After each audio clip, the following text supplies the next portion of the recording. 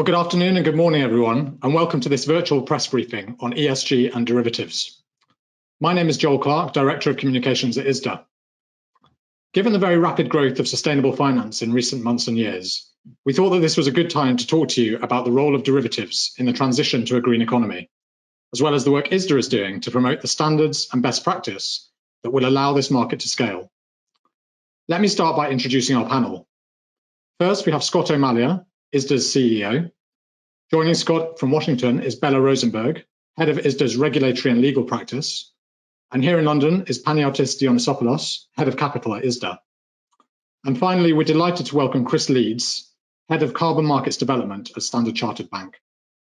A couple of quick housekeeping points before we get started. The briefing will be held on the record, which means you're welcome to report on any part of it. Following brief opening remarks, we'll turn to Q&A. And you can ask your questions by inputting them into the box on your screen. They'll come directly to me here, and we'll look to get through as many of those as we have time for. And finally, as ever, the ISDA Communications team is at your disposal for any follow-up questions you might have after the event. Now, to get things started, I'll hand over to Scott O'Malley. Scott, over to you. Thanks, Joel. Hello, everyone. Thanks for joining us on this press briefing. I hope soon that we can do one of these in person. Today, we're going to be talking about the role derivative markets will play in the effort to tackle climate change. The role is important, and we need to develop a robust legal framework and the need for standards and best practices. If countries around the world are to reach the zero emission target by 2050, it is estimated that 110 trillion of capital is needed to be raised to build this necessary infrastructure. Now, derivatives, we believe, are going to be critical in facilitating access to this capital and enabling issuers and investors to manage their risk. The role of derivatives in supporting a green transition is no different than anywhere else. To create greater certainty and stability for countries and companies, while conventional derivatives can be used to hedge the risks associated with green financing and investments, a variety of new sustainability-linked derivatives have also emerged that link payment obligations with ESG performance and impact. A critical component of the successful transition to a green economy will be the development of a transparent and resilient carbon market and an effective price on carbon. ISDA is actively involved in the Task Force on Scaling Voluntary Carbon Markets, which was convened last year and has moved at pace to develop a blueprint for this market. Now, our priority is to make sure that there is a solid legal framework for carbon credits, whether they are traded through regulated emissions trading systems or compliance markets, or in a voluntary market. That goes for the broader ESG-related derivatives markets as well.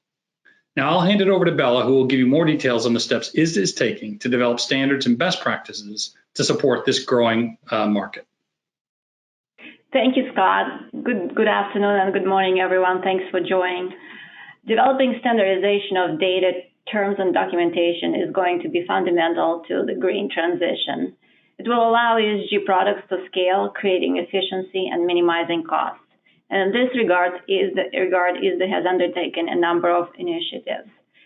We have already published a variety of templates to support trading of emissions and certain types of environmental derivatives, including US, UK, and EU emissions annexes and US Renewable Energy Certificate Annex.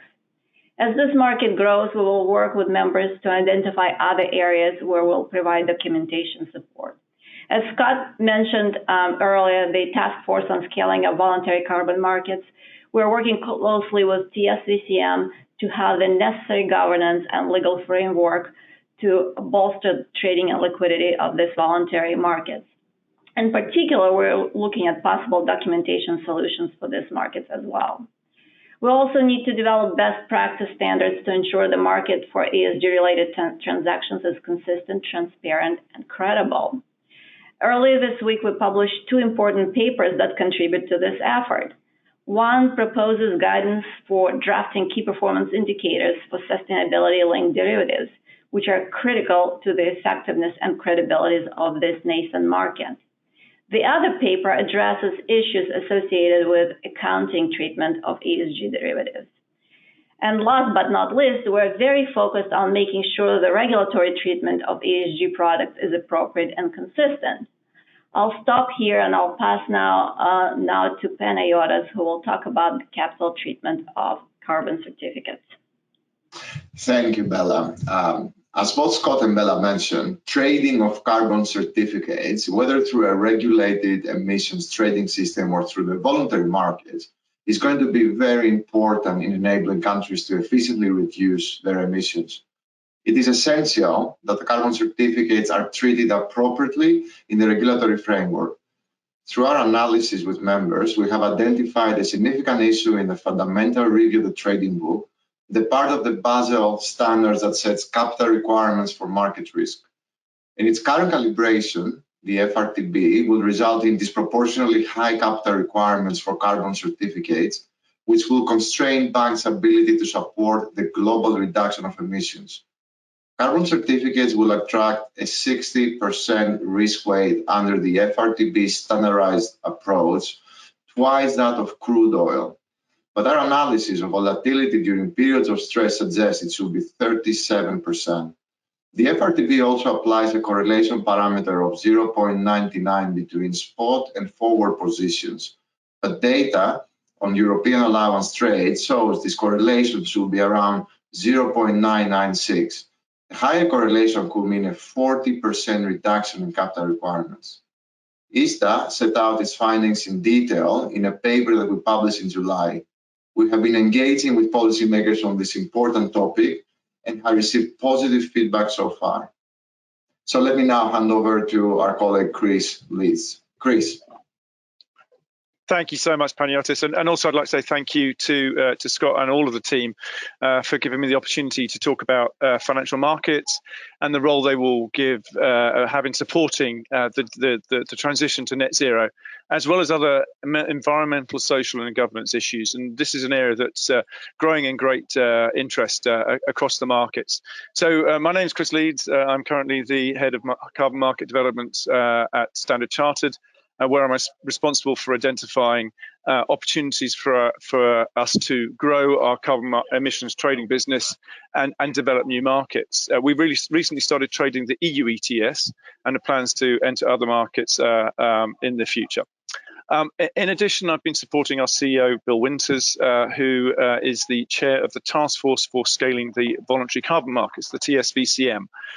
We see the voluntary carbon markets as an important stepping stone on the road to decarbonising the global economy. Carbon credits are not intended as a substitute for corporate emissions reductions, but as a complement in order to accelerate climate action. And any investments that companies are making into carbon credits, they can provide crucial financing for projects that wouldn't have been undertaken otherwise. And as the price of carbon goes up, more and more of these projects will become viable, including those that develop and take advantage of transformative technology. And I think it really also changes the way that people behave. You know, if you're buying carbon emissions on a voluntary basis, you care about the environment, you care about emissions, and you will also change your behavior as you apply a cost to your business for doing so. But as Scott pointed out, the market is currently fragmented, it lacks integrity and transparency. So the TSVCM's goal is to create a market for high quality, standardized carbon credits that will enable benchmarks to develop and the market to scale. And now the task force has been working hard since August 2020 on focusing on two very key deliverables. That is fleshing out what we consider the core carbon principles. Now, these are a set of high integrity principles that will allow high quality credits to develop, carbon credits to develop, and a high integrity market to develop, and for business to coalesce around that and benchmarks to develop.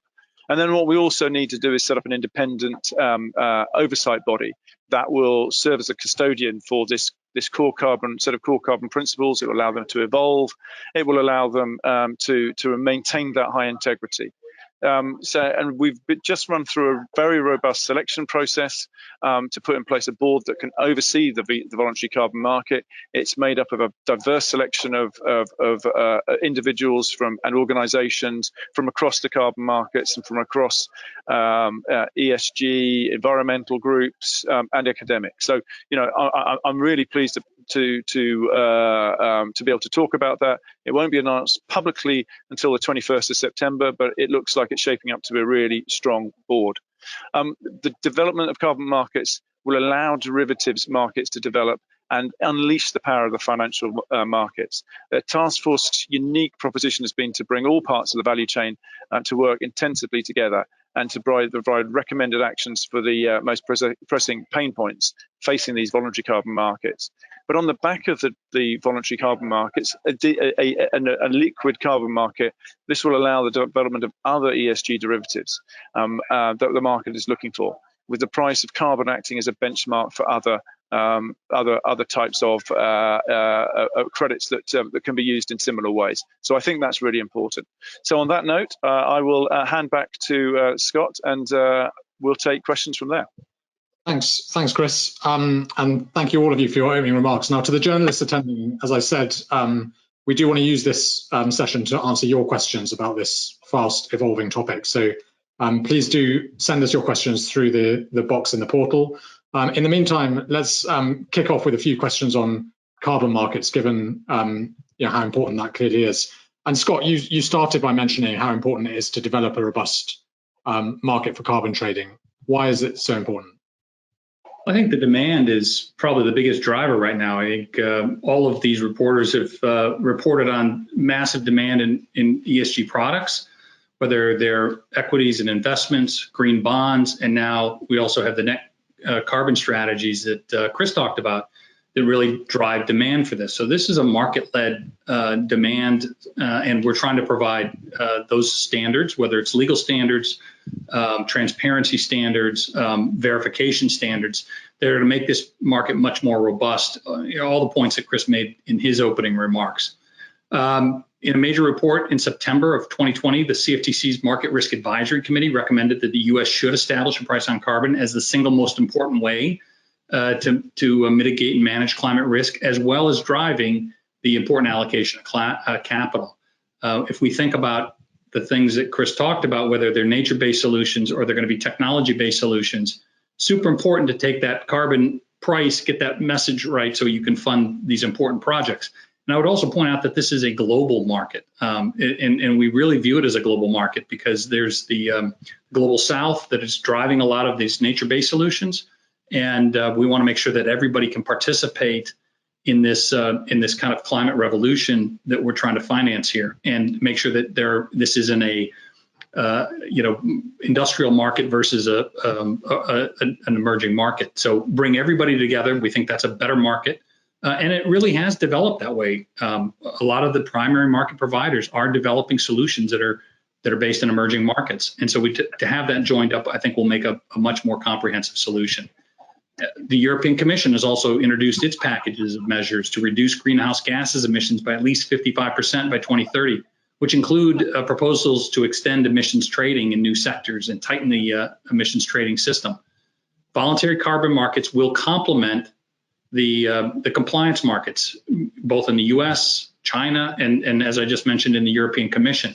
So we think that these are really compatible and will support both a cap and trade model as well as driving this innovation model that will hopefully get a good price on carbon and drive innovation to both nature and technology based. Chris, I don't know if you want to add to that. I haven't got much to add other than to say, very much support your comments, and I think it's this point that there is the demand out there. People want to be able to invest into carbon reduction projects. They want to be able to show that they're doing something, but it's a treacherous path they're on because there is so much there isn't that standardization that we need. So they need to know what they're buying, that what they're buying has integrity, that it's high quality, and that it does what it says it's going to do, which is to reduce carbon emissions. Companies that are actually buying carbon credits voluntarily, it's pretty clear those are the companies that are also doing things beyond that to reduce their actual carbon emissions. So, this is something I think that we should encourage, but we should also make sure that it's done in a high integrity way, that the standardization and oversight that we need is there to ensure that that people can do what they really want to do, and that's reduce carbon emissions and head towards net zero as quickly as possible. Joel, if I could make one last point. I mean, Bella touched on this, but the importance of making sure the legal and documentation, which we take very seriously, that's kind of our bread and butter anyway. We in our commodity definitions, we've supported the compliance markets. These are the cap and trade markets that have been in Europe for over a decade. That's what the analysis that Panagiotis did, that trading market, as well as the California and Canadian markets. So we support those definitions so people can paper those relationships, whether exchange traded or otherwise, OTC. And we really see the same responsibility, linking together those primary markets where carbon credits are being generated on a voluntary basis, linking together the best practices, and then developing some secondary market tools to drive liquidity and appropriate price discovery. Chris, can you give us a sense of how voluntary markets are important as well as compliance markets? We have emissions trading systems set up and running in many countries. Why do we need a voluntary market? Can you just explain that? Well, I think part of the problem is that we don't have that coordination between those compliance markets across countries. It's great that we're seeing the development of compliance markets, and I think that the development at Glasgow in November will be important. Hopefully, we'll see the finalization of the so-called Article 6 negotiations, which will formalise the ability to trade carbon credits internationally. But until then, you've got a patchwork of different schemes out there, and I think voluntary markets can help to bring some continuity between those markets. So, for example, some of the markets that are being set up around the world, such as in Australia or in Japan and elsewhere, they allow the use of carbon credits within their markets, and so I think there'll be ability to see some connectivity there, and I think that it just gives businesses who are desperate to do something now, who may not be able to reduce their emissions as quickly as possible or as quickly as they would like because they're in hard to abate sectors such as steel or cement or aviation. They can do something now to actually reduce their emissions and help towards their net zero commitments. So I think it's that ability to bring things together that's important. I think that they're a stepping stone to a broader global carbon price, and a global carbon price is what's going to be important to actually again be able to apply that price to emissions globally, so that we actually see that there's a price for the polluter pays, and there's actually a price on carbon emissions that will drive behaviour and reduce emissions overall. Thanks, Chris. Now, we do have quite a few questions from our journalists, so I want to get to those. But just before we do, I want to just ask one more question on carbon. And that's, Scott, there has been some suggestion that carbon trading is just greenwashing, enabling companies to buy carbon credits rather than actually change their behavior and reduce emissions. What's your take on that? Well, for obvious reasons, we don't support that view, but let me tell you why. As Chris well put it, right, it's a reduce first, mitigate second strategy that these are going to be supporting. Not everybody is going to be able to get to a pure zero, and so therefore using these credits, will be helpful for their net zero strategies. And I compliment the companies for taking on this approach to really drive down and reach those Paris Accords. That's what everybody has been asking for. Companies are taking it seriously. Investors are taking it seriously. So we want to be able to create that clearing mechanism to do that transfer, to make sure that the polluter pays, and that we are transferring those who have innovative solutions or nature-based solutions to really bring in, great products to preserve natural habitats and expand them. They have to be verified. They have to be robust. They have to be auditable, so people can take these on and make sure that what they're buying is legitimate. And we also want to support technology-based solutions. When you in the FT today, they talked about this Icelandic carbon sequestration project, fully subscribed at $1,000 per ton. That's the most expensive carbon credit out there, but people are buying it, and it's really important. And we want to drive that innovation to bring on new solutions, and we want to be able to create the standards, again, the transparency and auditability to make sure everybody is comfortable. And we're doing a great job at this. This market will not survive if if there's greenwashing going on. And we're not wasting our time for nothing. We're very serious about this. And we do believe that with good standards, and that's why the governance around this is so important to make sure that we get this right. We believe there's a lot of liquidity to be had in terms of getting exposure, and that there will drive some of those investments. We also believe that people want exposure in their investment portfolios, and this too will give them a vehicle to that. And we want to make sure that the hedging tools through derivatives are available to manage, to create new indexes, to manage long-term financing, which is critically important. And we want to use this price on carbon to support that and really drive great innovation. Thanks, Scott. So let's turn now to some of our audience questions. And first, again, coming to Scott, and then maybe Bella, you could chip in as well. Does ISDA's standardization efforts, which we've mentioned, mesh or coordinate with the IIF's effort, or is it completely independent? If the latter, are we creating yet more fragmentation in market oversight? Bella, I'll take an early cut at it and turn it over to you. Listen, we've got cleared markets, we have non-cleared markets. Early markets, we're going to see a lot of bespoke deals, people developing innovative solutions and maybe, doing a one-off deal to do a nature-based solution and then pull that into their climate strategy for sustainable finance or a sustainability project within a corporation. And all of these are kind of bespoke. There's not a lot of standardization in these products, and therefore the developing KPIs around these are pretty important. So we're all talking about the same thing in a consistent way, whether it is a green index or a green bond or a green derivative. We want to make sure that we level set and we create some best practices so people all share this view, both from the market standpoint and the regulatory standpoint. When a corporation files its disclosures with the SEC or with the commission, we want to make sure that those standards are robust and people can look through to that and understand what's going on. So Bella, maybe address some of the steps in the KPIs. Oh, sure, absolutely. I just want to comment before I move to the KPIs I want to make with respect to IIF. We support, it's very important for us that the work of IIF and the governance is established as solid legal framework as we use carbon derivatives credits. Carbon credits will be the underlies for carbon derivatives trading, and it's very important for us that in our documentation, our underliers are free, have solid legal background and are free from, any manipulative or potential violative behaviors. So with respect to ESG, just a little bit to set the background. The sustainability-linked derivatives is a type of ESG, and it's a derivatives contract that has embedded in it an ESG goal. And depending on whether counterparty achieves an ESG goal, the cash flow is dependent on it. So, the counterparty gets more money in the cash or less money is paid.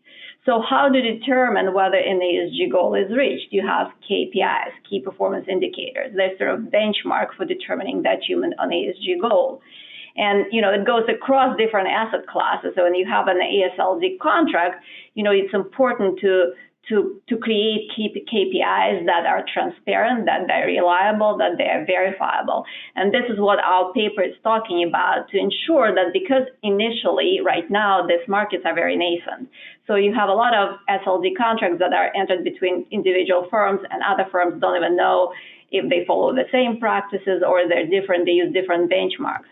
So this is our first attempt to create sort of a common framework for drafting KPIs to make sure that there is sort of an initial foundational ground. So these KPIs are going to be, again, sort of more standard, transparent, and reliable. We understand it's a little bit of a balancing act right now because these SLD contracts are extremely bespoke, and kind of the goal of it is to create a contract for specific two counterparties to achieve a certain ESG goal. But at the same time, the more commonality we're going to apply to the KPIs, it will improve transparency, and it will lead to improved liquidity and ultimately improve trading in these contracts. And people are going to be more confident in entering these contracts, knowing that they are reliable and verifiable.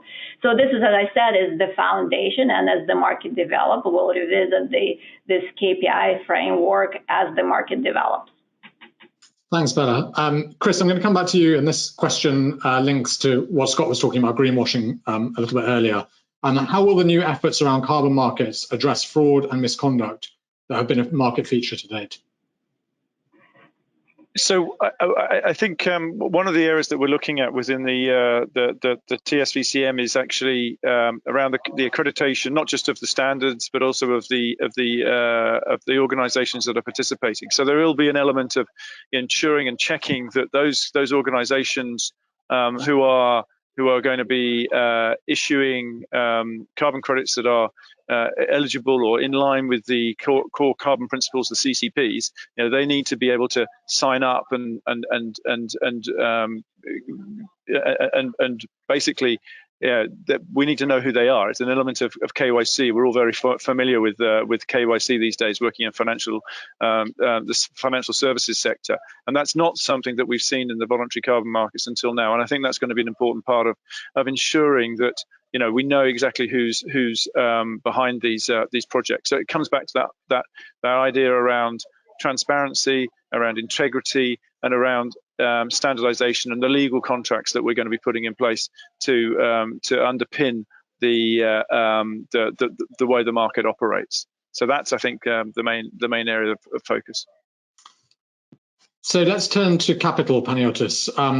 We've had another question asking you to talk more about the regulatory issues relating to FRTB and carbon certificates. Obviously, you mentioned this at the start, but it sounds from what you were saying like it's going to make it more difficult, the current treatment, to promote the growth of the market. Is that right? Absolutely. And really, it's important to note that capital does matter for banks, right? So really, if we want the banking industry to support the evolution and growth of the carbon market, we should make sure that the capital that the banks have to calculate for those activities is proportionate with the underlying risk. And this is very much the focus of our analysis, where we looked into the historical data, and essentially one of the key parameters in the revised market risk framework has to do with the risk weights that you have to apply to those exposures, and especially under the FRTB standardized approach, you do have predefined buckets that attract specific risk weights, and in this calibration, as it currently stands, we do see that essentially that conservatism that goes into the proposed risk weights, where we have now evidence that the risk weights should be lowered down to 37%. And this is important. I mean, you need to think risk weights as essentially multipliers in the capital framework. The higher the risk weight, the higher the multiplier. Now, this is one key parameter. The other key parameter that I mentioned earlier has to do with the correlation parameterization. So essentially, there is a tenor structure that is embedded in the calculation of the capital requirements.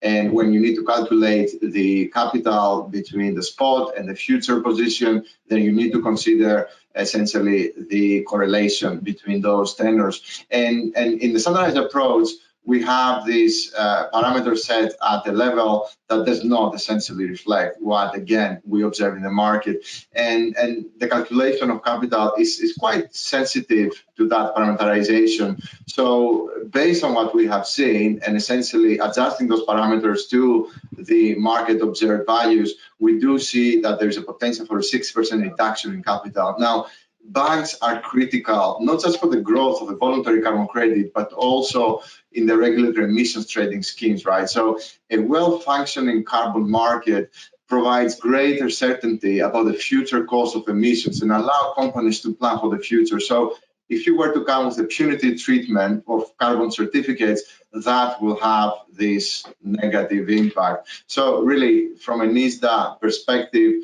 and that goes across all the other pieces of the financial regulation, we are strong advocates of essentially we need to have proportional capital to reflect the underlying risk. And therefore, in this particular case, we have put together all the information in the paper we released in July, and we have been having some very good and positive discussions with the public sector. And I have to say, I mean, so far, we have received positive response to these findings, which at the minimum it's quite promising as we obviously go into the next cycle of proposed rulemakings in the capital area.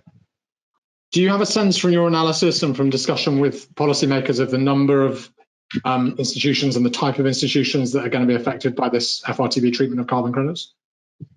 Yeah, absolutely. So we have been working on this topic with a very diverse group of members that includes both the large global systemically important banks, but also smaller regional banks. And as a matter of fact, given that the revised standardized approach under FRTB will apply to each and every institution, irrespective if they're using the more sophisticated internal model techniques. Therefore, they will have to essentially calculate capital using the standardized approach, either as part of the Pillar 1 capital requirements or through the capital output floor. Therefore, essentially, the impact that we see as a result of the application of the new standardized approach under FRTB will affect all the banks essentially active in this field. Thanks, Panagiotis. So another question, and Bella, you mentioned some of the work that ISDA's done on best practices. We've also published papers on giving overviews of sustainable finance and sustainability-linked derivatives. Are sustainability-linked or green derivatives proving more interesting to market participants at the moment? Why is this the case, do you think? Do you think this could change significantly over time? This is a good question. I'm not sure if, I would say interesting. So there is definitely there's some trading in SLDs in Europe, and other jurisdictions are behind. And I think generally it's just because, Europe is more focused on ESG and far ahead as far as regulations than other jurisdictions. These are nascent markets, and right now they are really bespoke. And one of the reasons, as I noted before, the reasons they are bespoke because they're drafted for a particular purpose. You have a counterparty that needs to comply with a certain ESG target. They enter into derivatives contracts. They want to make sure, the derivatives, basically the cash flow leg of the derivative is dependent on whether the target is achieved.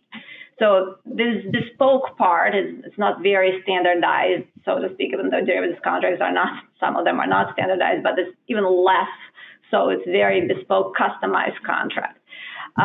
There's another concern with that because it is so bespoke, as I noted before, these KPIs. How do you assess whether a goal is achieved, whether it's a reliable whether it's a reliable ESG target, and B, whether, the target is achieved. That's why KPIs come into place.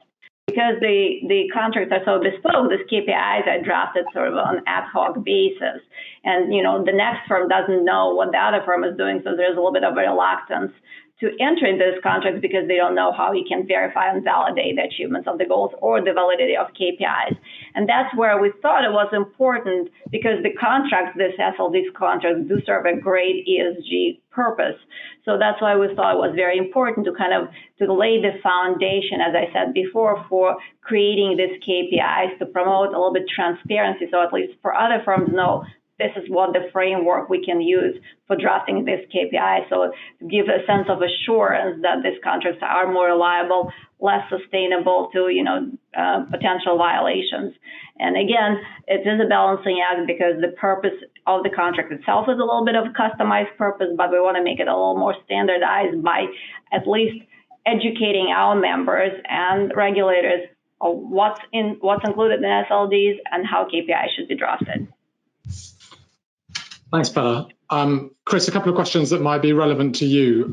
First of all, what lessons were learned from big price swings in earlier versions of emissions trading, particularly in Europe?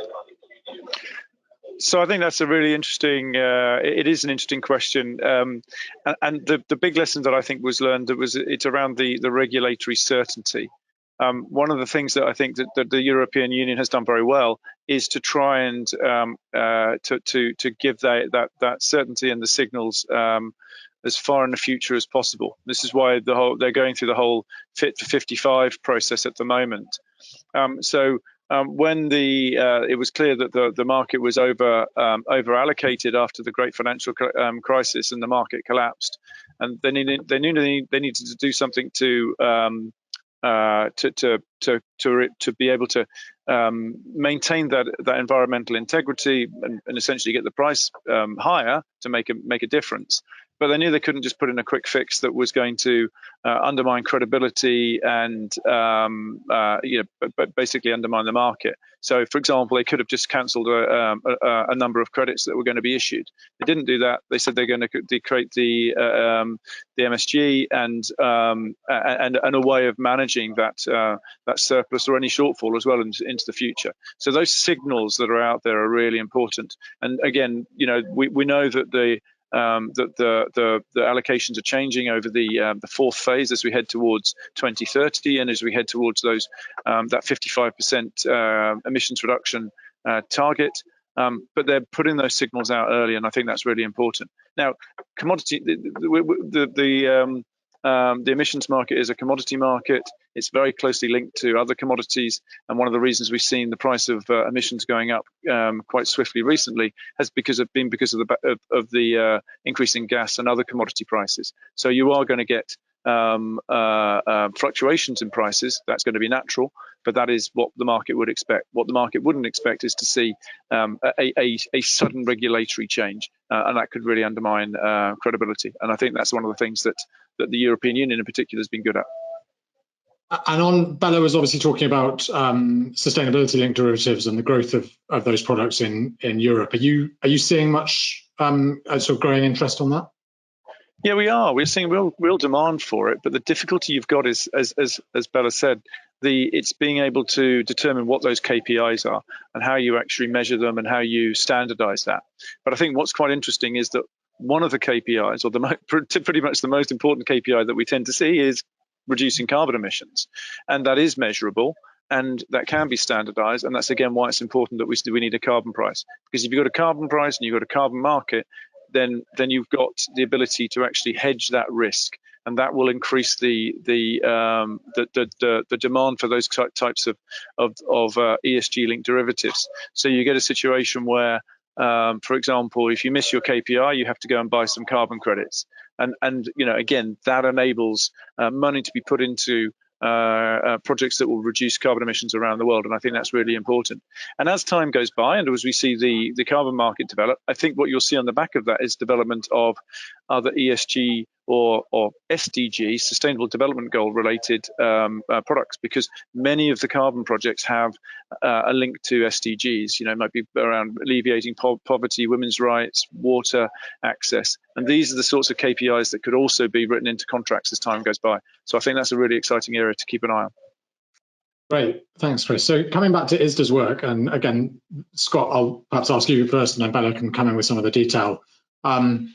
This is another question from one of our journalists. Outside of the work you're doing on KPIs, how is ISDA going about building consensus around standardizing ESG derivative structures in products such as interest rate swaps and FX forwards and options? There seem to be a variety of types of structures currently in the market, and from the outside, it could look disjointed. How hard will it be to achieve greater standardization on structures, or is that something for the market to decide rather than for ISDA to coordinate? Well, ISDA is kind of the market. We have a broad church of market participants with exchanges, OTC banks, buy-side firms, international institutions as well. So we do really cover a broad swath of the market. And ISDA's bread and butter really driving good legal documentation, and including in that are best practices. We can add those. We can use appropriate reference prices. Chris mentioned a good carbon price and a definition for that, and it brings standardization to the market. Definitions, making sure that we're consistent. We're describing things in a consistent way. That's where we began our business back in the 80s to help people understand and standardize derivative contracts.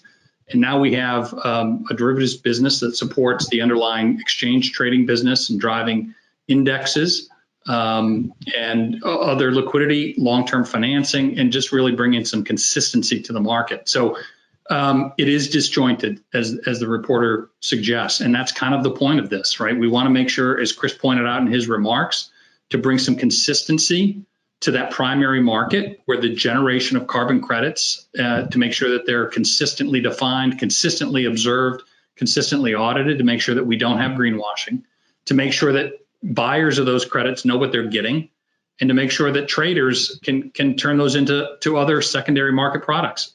Right now, the CME is using a geo contract, which is through their rule book, they've aggregated primary market credits. These are where the carbon credits are aggregated by several of these platforms, and then they're folded into a futures contract. That futures contract, I understand, has gone to delivery on certain in certain cases. It functions like a futures contract, contracting for future obligations. They've taken those to delivery. They're going to book those as carbon reduction credits. I don't know who's on the other end of these and how they're traded, but they trade on a future and they are deliverable.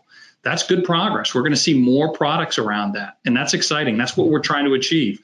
Many more products, many more, whether it's an investor looking for exposure to carbon, whether they take a pure view on carbon itself, on whether it's going up, maybe like crypto, they could have a perspective on that, or they're trying to manage risk themselves. They have carbon exposure that they have to mitigate, or they're trying to buy credit. So we want to bring as many people to the market. We represent the diverse amount of derivative users. So making sure that exchange traded and OTC markets line up and they're consistent and we don't have gaps. That's really, I think, our key initiative. And if we can achieve that, we're going to be in a lot better position.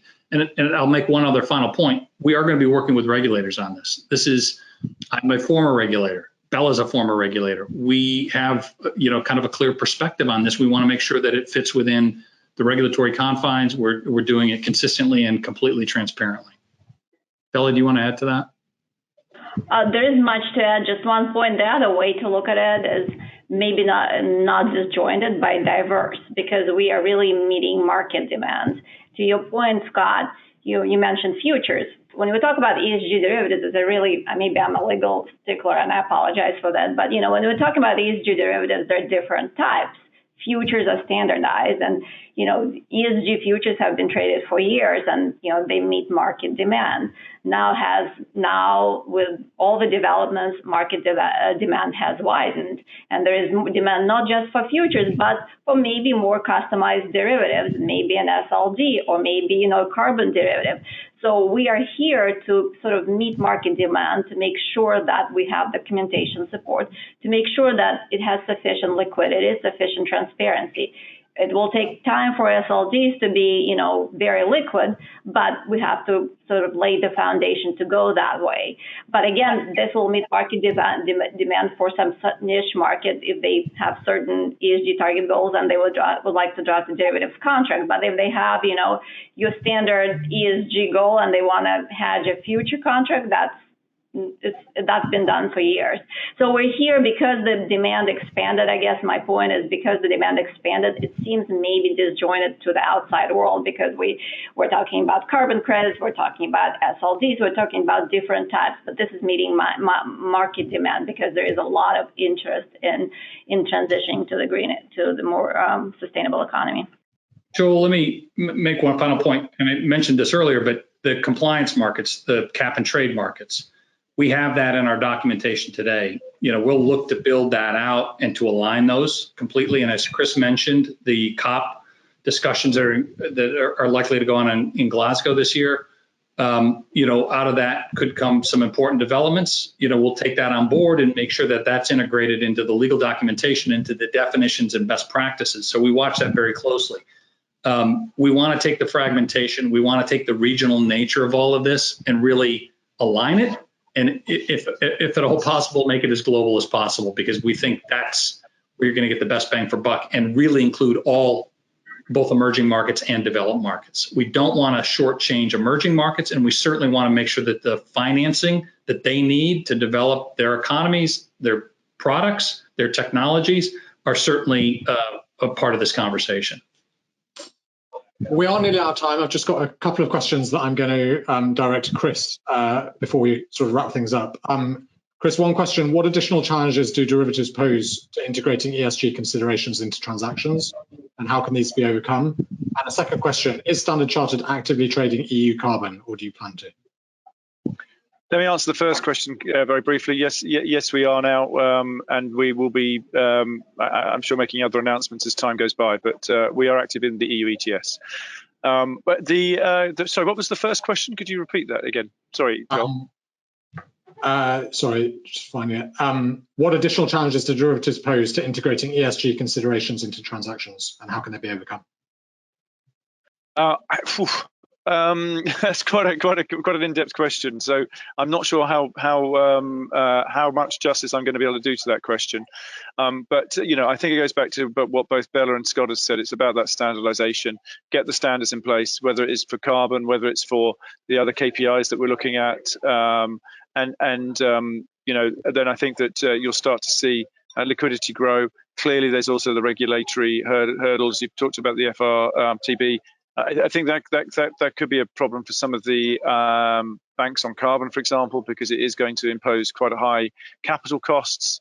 And I think that's something that you just need to consider. That on the one hand, we're trying to encourage the development of these markets, which are there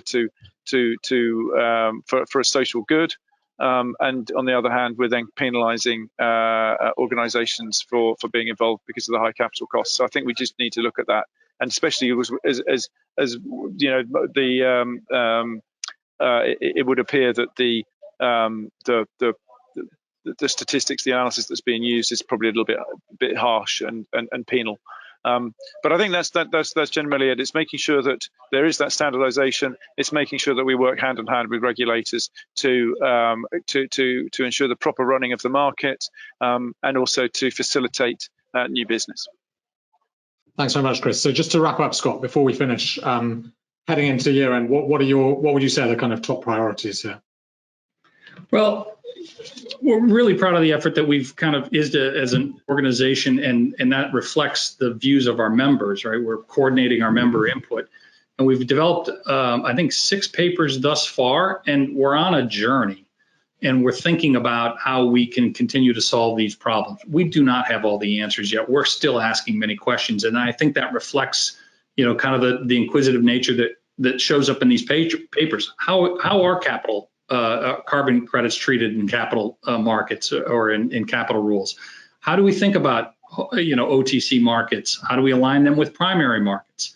What's the appropriate regulatory treatment of these things? What are the different regulatory schemes internationally? What's the legal foundation on this? So these papers really reflect our curiosity in trying to develop solutions and opportunities for the market to come up with new solutions. So you can count on us to be kind of probing this a little bit more. We've got a couple of papers that we have under development around trading markets today. And some of the products, and kind of trying to tie all the loose ends together. We have a paper coming up on the legal contract and the legal foundation of these things, and thinking about their, the definitions. So there's more to come from ISDA. I'm sure Panagiotis and his team will be thinking about the risk and capital ramifications. We are following regulators talking about more sustainable financial services, and trying to understand and unpack the question around capital treatment of all of this and risk exposure. Really hard questions. You take climate modeling and try to marry that with capital and risk exposures. That's the advanced math course right there. And there's a lot of scenario planning, a lot of analysis and options you can come up with. How do we think about that? How do we engage with regulators on that conversation? So it is a journey. Obviously, we have teams devoted to this, and they're super excited to get involved in this and develop these solutions. So it's an exciting time, because it's going to have a real material impact on our economies, and certainly on our environment. So it's excited to work in this space. Thank you, Scott. That is all we've got time for. Thank you very much to our panel, to Bella, Panagiotis, Chris, and Scott, for your insights, which have been really helpful, I'm sure, to our journalists. And thank you to all of the journalists attending for your questions. I think we got through the majority, but the ISDA press team is at your disposal. If you have any follow-up, we're very happy to answer questions, arrange follow-up interviews, and all of the resources that have been mentioned are on our website and available to download. So thank you very much for your time, and enjoy the rest of your day. Thank you.